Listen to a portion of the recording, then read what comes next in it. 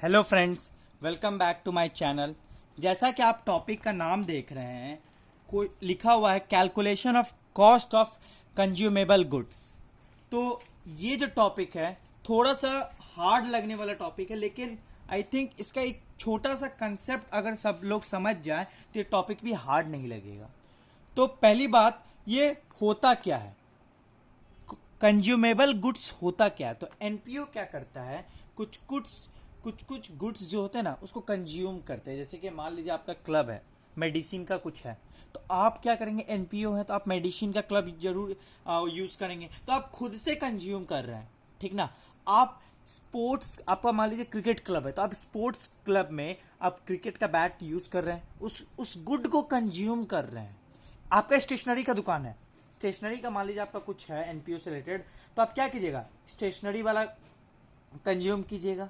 तो एनपीओ में जो गुड्स होते हैं वो भी कंज्यूम्ड होते हैं। तो अब इसका ट्रीटमेंट क्या होता है, इससे पहले मैं एक चीज समझा दूं आप लोगों को। इसमें opening stock of consumable goods, purchase and closing stock, this is just like a cost of goods sold. Cost of goods sold का हम लोगों का फॉर्मूला पता है, opening plus purchase minus closing stock is equal to cost of goods sold, ठीक है। तो इसमें भी हम लोग वही करते हैं, ओपनिंग स्टॉक है उसको ऐड करते हैं कंज्यूमेबल परचेज से और फिर लेस करते हैं क्लोजिंग स्टॉक से, ठीक है। और जो भी बैलेंस बचता है उसको हम लोग कहां दिखाते हैं, इनकम एंड एक्सपेंडिचर अकाउंट में। Okay, income and expenditure account में हम लोग सीधा शो करते हैं, और ये जो क्लोजिंग स्टॉक है वो कहा जाता है बैलेंस शीट में, ठीक है।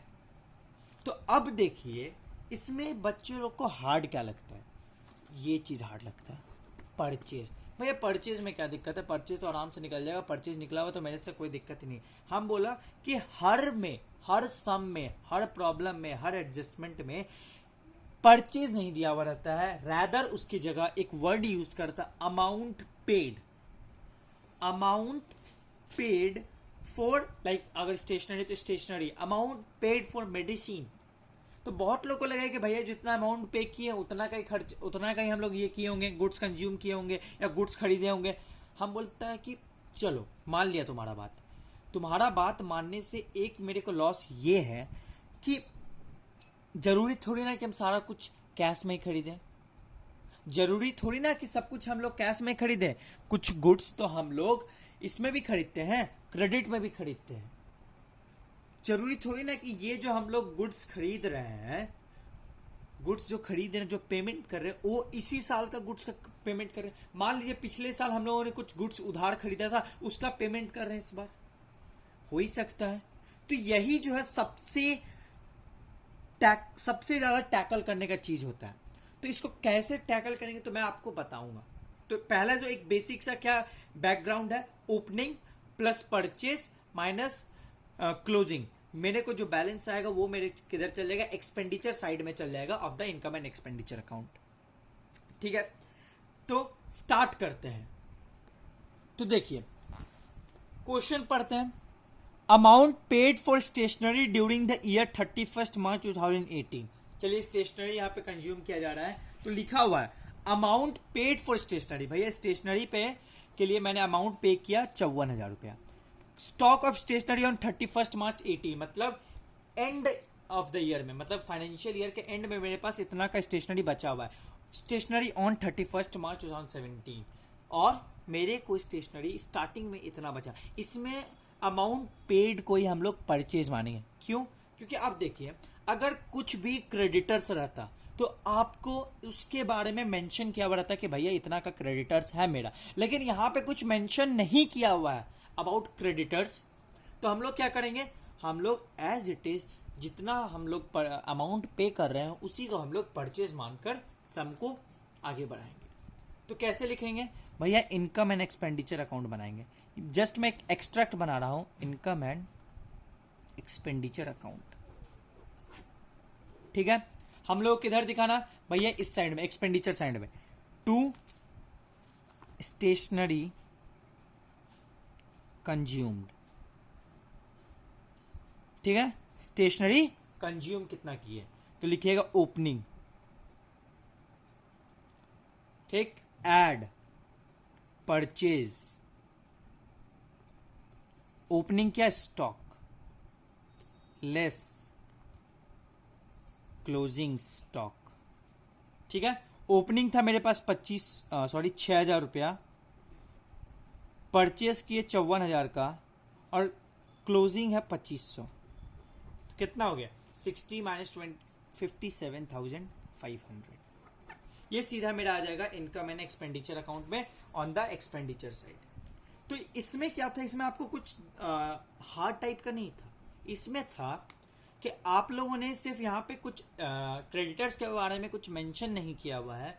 तो मैंने क्या किया, बस normally opening stock add purchase less closing stock ये कर दिया। मेरा सीधा इनकम एंड एक्सपेंडिचर अकाउंट के लिए क्या चाहिए वो मेरा आ गया। अब देखते हैं नेक्स्ट टाइप ऑप्शन जिसमें मेरे को क्रेडिटर्स दिया हुआ रहेगा। क्रेडिटर्स से क्या होगा, क्रेडिटर्स जैसे दिया हुआ रहेगा तो मेरे को परचेज अलग से निकालना पड़ेगा, और परचेज निकालने के लिए आप लोगों को थोड़ा सा दिमाग लगाना पड़ेगा। स्टार्ट करते हैं। पहला क्वेश्चन इसमें देख लीजिए, पहले ऊपर से क्वेश्चन देख लीजिए। यहाँ पे स्टॉक दिया हुआ, क्रेडिटर्स दिया हुआ, अमाउंट पेड दिया हुआ, स्टॉक दिया हुआ, क्रेडिटर्स दिया हुआ। क्वेश्चन पढ़ते हैं पहले, फिर इसको डील करते हैं। From the following information determine the amount to be debited to stationery account in income and expenditure account. मतलब इनकम एंड एक्सपेंडिचर अकाउंट में डेबिट साइड क्या होता है, एक्सपेंडिचर, वहां पे कितना अमाउंट जाएगा ये इंफॉर्मेशन दिया हुआ। चलो, stock of stationery on 1417 4,000, creditors stationery 1417। मेरे को ये नहीं पता कि ये ओपनिंग है कि क्लोजिंग है। आगे पढ़ते हैं। अगर मान लीजिए 18 के बारे में कुछ इंफॉर्मेशन होगा तो क्लोजिंग होगा, ओपनिंग होगा। अगर कुछ 16 17 के बारे में होगा तो क्लोजिंग होगा। चलो, ये दिया हुआ है 31/3/18 को मैंने इतना पैसा पे किया, डेट इज 25,000 रुपया। तो मेरे को ये पता चल गया कि ये दोनों जो है that is my opening figure, that is my opening figure, और ये दोनों जो है लास्ट में क्लोजिंग फिगर। ठीक है, तो इसको करने के लिए मैं आपको समझाता हूं क्या करते हैं हम लोगों ने क्या किया। मैंने देखा कि भैया परचेज तो दिया हुआ ही नहीं है, परचेज तो दिया हुआ ही नहीं है, इसमें तो सीधा दिया हुआ कि मैंने इतना पे किया। तो आप पहले स्टार्ट करते बेसिक से। मान लीजिए पिछले साल आप लोगों ने कुछ गुड खरीदा 10,000 रुपए का सामान खरीदा, 8,000 रुपया आपने पे कर दिया और 2,000 रुपया क्या हो गया, पे करना है, क्रेडिट परचेज किया। तो मान लीजिए आप जब क्रेडिट परचेज करते हैं तो क्या होता है, वो मेरा क्रेडिटर बन जाता है। तो चलिए, इस बार भी मेरा क्रेडिटर बन गया। 7,200 का जो क्रेडिटर था वो मेरा पिछले साल का था। मतलब पिछले साल मैंने क्या किया, 7,200 रुपये का सामान जो खरीदा वो उधार में खरीदा। यहां तक हो गया। नेक्स्ट, अब इस साल का क्रेडिटर में दो चीज हो सकता है, इस साल का क्रेडिटर में दो चीज हो सकता है करंट ईयर का। ये जो 7,200 उसको मैंने पूरा पे कर दिया, 5,400 का मैंने सामान खरीद लिया। फिर से देखिए मैंने क्या बोला, मान लीजिए मैंने क्या किया, 7,200 का सामान था ना पिछले साल ओपनिंग में क्रेडिटर, मैंने क्या किया 7,200 पूरा पे कर दिया और दूसरे आदमी से 5,400 रुपए का सामान खरीद लिया उधार में। तो ये तो क्रेडिटर में आ जाएगा। या मैंने क्या किया, 7,200 का तो है ही मेरे पास, मैंने कुछ पैसा पे कर दिया, कुछ पैसा पे कर दिया, और जो बाकी पैसा बचा उसको तो अभी भी वही हो गया, है कि नहीं। जो मैंने क्या किया, कुछ पैसा पे कर दिया, तो बाकी जो पैसा बचा हुआ था वो मैंने यहां पे कर दिया। तो अब इसका ट्रीटमेंट क्या होगा, देखिए, ओपनिंग स्टॉक के साथ कोई छेड़छाड़ी नहीं होगी, ओपनिंग स्टॉक और लास्ट में क्लोजिंग स्टॉक।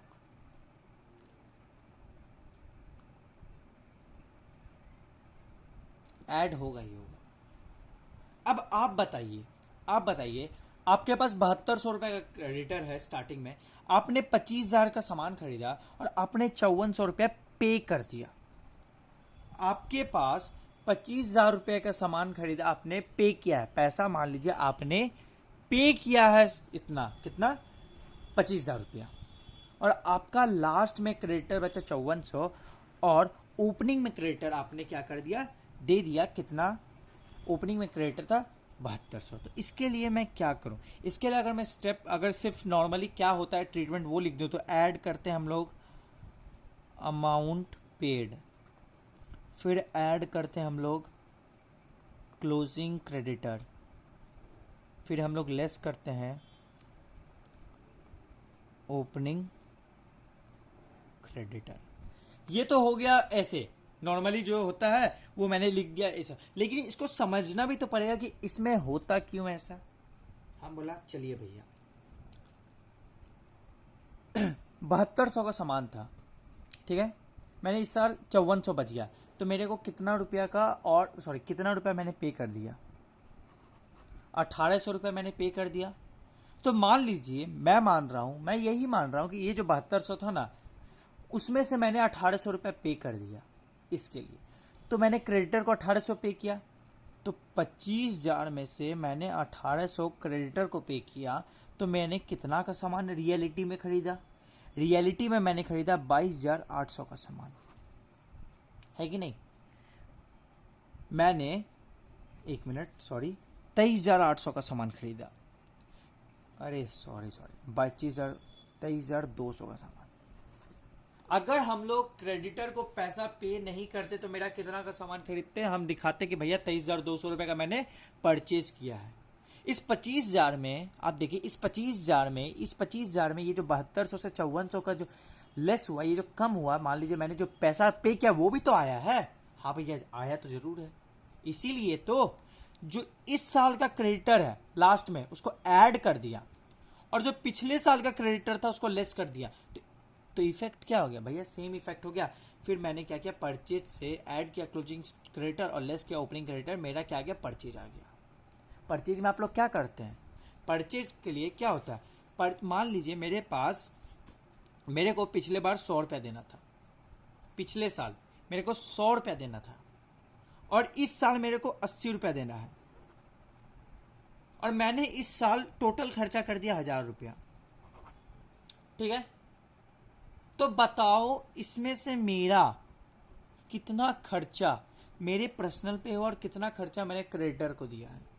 भैया इसमें से जो है ना 1000 रुपया में से आपने 20 रुपया क्रेडिटर को दे दिया, और जो बाकी रुपया बचा उसमें आपने उसको अपने लिए यूज किया। मान लीजिए मैंने बोला कि 100 रुपए का गुड्स का पैसा देना था, 80 रुपया मेरे पास लास्ट में पैसा देना बचा, ये ओपनिंग में देना था, ये क्लोजिंग में देना था, और मैंने सामान खरीदा, सामान के लिए पैसा पे किया,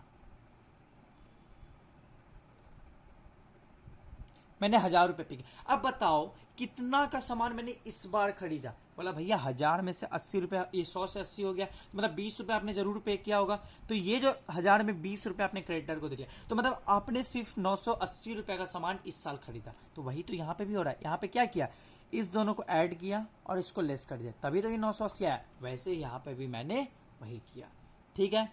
तो अब इसमें क्या करेंगे, सेम इनकम एंड एक्सपेंडिचर का जो ट्रीटमेंट होता है वही होगा। ओपनिंग स्टॉक को लिखेंगे, क्लोजिंग स्टॉक को लिखेंगे, ठीक है? जितना अमाउंट पे किया उसको ऐड करेंगे, जितना क्लोजिंग क्रेडिटर उसको ऐड करेंगे, और जितना ओपनिंग क्रेडिटर उसको लेस कर देंगे। जो इफेक्ट आएगा that will be my net में इनकम और एक्सपेंडिचर अकाउंट में चल जाएगा। देखिए मैं चाहता था इसको आपको बोल देते ऐसे होगा, add amount paid, closing creditor less कर देंगे ओपनिंग क्रेडिटर, मेरा आ जाए, फिर क्लोजिंग स्टॉक से लेस कर देंगे 3000 रुपये, बस ये हो जाएगा। लेकिन ये चीज आपको समझना था, ये आप लोग समझ गए। तो अब इसी टाइप का सम्स आएगा। अब एक और टाइप इसमें क्या जुड़ जाएगा, इसमें जुड़ जाएगा एक चीज एडवांस। मान लो मैंने पिछले साल कुछ सामान खरीदा था, मैंने किसी से उधार लिया हुआ और किसी को एडवांस में दिया हुआ। ऐसा तो केस हो ही सकता है कि मान लीजिए मैंने किसी से उधार भी लिया और किसी को एडवांस भी दिया हुआ, तो उसका क्या करना है? तो चलो उस टाइप का भी मैं एक सम आपके सामने प्रेजेंट करता हूं। तो देखिए यहां पे सम है स्टॉक ऑफ स्पोर्ट्स मटेरियल। यहां पे 2 डेट दिया हुआ है, दैट इज 31/3/16, 31/3/17। तो मान लीजिए ये मेरा ओपनिंग हो गया, ये मेरा हो गया क्लोजिंग। यहां तक तो ये चीज समझ में आ गया। ओपनिंग स्टॉक दिया हुआ है, मेरे को क्रेडिटर्स दिया हुआ, ओपनिंग और क्लोजिंग। चलो भैया मेरे को फिर यहाँ पे एक नया चीज आ गया, एडवांस टू सप्लायर्स। मैंने एडवांस दिया हुआ, ये कुछ दे दिया, और मैंने ये बताया कि मैंने इस साल टोटल पर पेमेंट किया था 1,20,000 रुपया। तो अब क्या करें? हम बोला कि जहां तक तुमको पता है, जहां तक तुमको ट्रीटमेंट पता है उसको कर दो। हम बोला चलो भैया ओपनिंग स्टॉक, मेरे को पता है, ऐड करेंगे फिर अमाउंट पेड टू सप्लायर्स, ठीक है, ड्यूरिंग द ईयर। फिर ऐड करेंगे क्लोजिंग क्रेडिटर्स, ठीक है। फिर लेस करेंगे ओपनिंग क्रेडिटर्स। चलो वैल्यू भी लिखते हैं 2200, क्रेडिटर्स का क्लोजिंग वैल्यू है 9200, 7800, 1,20,000, और ये तो पता है लास्ट में क्लोजिंग स्टॉक।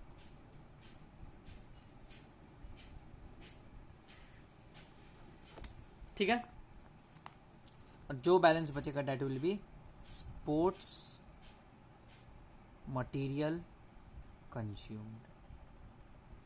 यहां तक मेरे को सारा मेरा ट्रीटमेंट पता था। मेरे को पता है कि भैया ओपनिंग स्टॉक है और क्लोजिंग, मैंने तो ये पहले बता था, opening stock add purchase less closing stock. इसमें भैया परचेज के बारे में कहीं पे मेंशन नहीं किया। यहाँ पे बोला है कि इतना क्रेडिटर है, इतना क्रेडिटर है, इतना एडवांस पे किया है और इतना मैंने टोटल पेमेंट किया है कि नहीं। तो अब करे तो करे क्या, यहां तक पता चलिए कि भैया मेरे को पता ओपनिंग स्टॉक है, फिर अमाउंट जितना पे करते हैं उसको ऐड करते हैं, फिर इस दोनों का इफेक्ट दिखाते हैं। इफेक्ट क्या दिखाते हैं, जो भी इफेक्ट हो। लाइक यहाँ पे क्या था, कि 7200 से 5400 हो गया। मैंने मान ली ये दो केस में से एक केस हो सकता है, या तो इस 7200 में से कुछ 1800 पे कर दिया, या मैंने पूरा पे करके ये 5400 कर दिया। यहाँ पे क्या हो सकता है, यहाँ पे क्या था 7800 से 9200 हो गया। हुआ क्या, मान लिया कि 7800 था, मैंने पूरा पे कर दिया और नया गुड्स खरीद लिया 9200 का, या उसी कस्टमर से, उसी आदमी से मैंने 7800 जिससे उधार लिया हुआ था उसे 1400 का और सामान खरीद लिया, ठीक ना। तो 1400 का जो सामान खरीदा वो तो इसी साल का परचेज हुआ ना। तो देखिए नेट इफेक्ट क्या हुआ, 1400 का ही होगा, ऐड कर देंगे उतना में।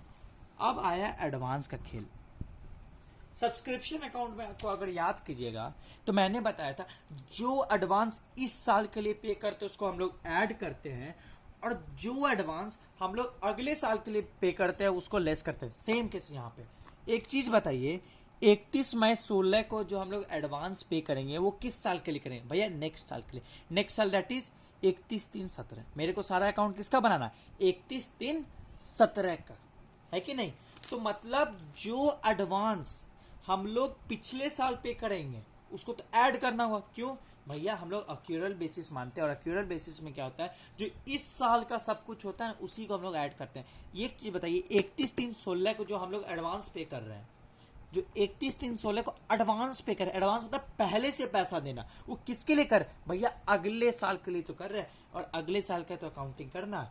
और बताइए एक चीज, मान लीजिए इस साल हम लोग कुछ एडवांस करेंगे, इस साल एडवांस मतलब भैया अगले साल के लिए एडवांस, अगले साल के लिए एडवांस मतलब जो कि इस साल में नहीं आना चाहिए। तो हम लोग क्या करेंगे, ऐड करेंगे एडवांस टू सप्लायर्स ऑन, जो 31/3/16 को पे किया एडवांस उसको हम लोग ऐड करेंगे, और जो एडवांस हम लोग एंड ऑफ द ईयर पे किए हैं उसको लेस करेंगे।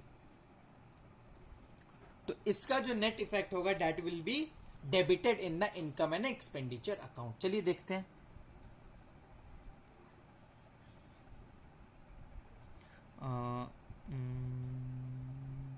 एक मिनट, हम्म